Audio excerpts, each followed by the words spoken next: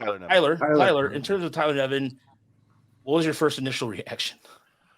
Yeah, nothing really. I mean, it was a trade for cash considerations. He's a former, first round or sandwich round pick that, he had some prospect juice early on in his career, but then it kind of became evident that he wasn't going to hit for enough power to profile really as a corner infielder or corner outfielder. And he's still hanging around.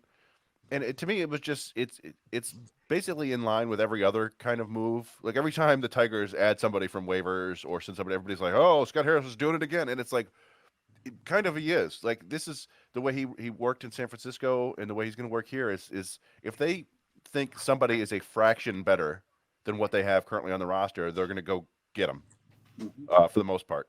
I mean, they're obviously you need to have fits, and basically what they have now. We talk about third base. They have like half a dozen options at third base now, and that's not to mention like the three prospects they have at AAA, AA, and High A heading into next year for third base. So I think they're just giving themselves options, and it's kind of like a survival of the fittest here. Like who's going to survive this war to become the third baseman this year? But beyond that, yeah, I don't think too much into it. He's just a fringe roster member. The old saying, people will say, "I've been married for 15 years and 5 of them were good." The Tigers have 6 third base options, and maybe one of them might be good.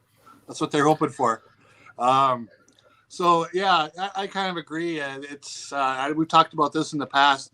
As you try to troll the market of what's available, taking guys off the scrap heap, are they 1 or 2% better than the guy you're getting rid of? And then you try to make those small incremental improvements, and then hope along the way that you run into somebody like Harris did in San Francisco with Lamont Wade. All of a sudden he was just a kind of an okay guy, and all of a sudden he kind of jumped up and had a couple solid years. And the only way you find those guys is by sifting through a bunch of them. You can't just take 1 or 2. You got to take in a given off season probably a half a dozen of those guys just to find one that might help. So it's okay to get those guys. Nothing exciting, though. Yeah, if I could throw some numbers at you, Nevin last year with Baltimore at 197, 11% walk rate, 25% strikeout rate in 58 games, and also played 44 games in AAA and hit 7 home runs, 21 walks, and 26 strikeouts. So like Chris said, he was the 38th pick in I think it was the 2018 draft, if I'm not mistaken. Sounds right. Yeah.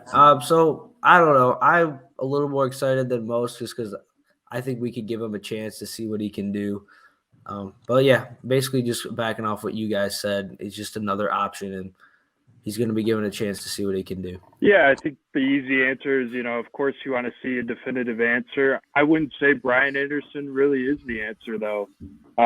Looking at some of his numbers, you got for league average line drive rate is 21%. He sits about 18.5%. And he also had a 50.4 ground ball rate. So I don't really know if that's really the type of hitter that the Tigers are looking for. Like you watched a lot of the games last year, and how many times did AJ Hinch post game say, "Hey, we're hitting too many balls on the ground"? So I wouldn't really say that. I think, maybe mid-season you kind of say, okay, we need to know our answer, or we're just going to go to Malloy here.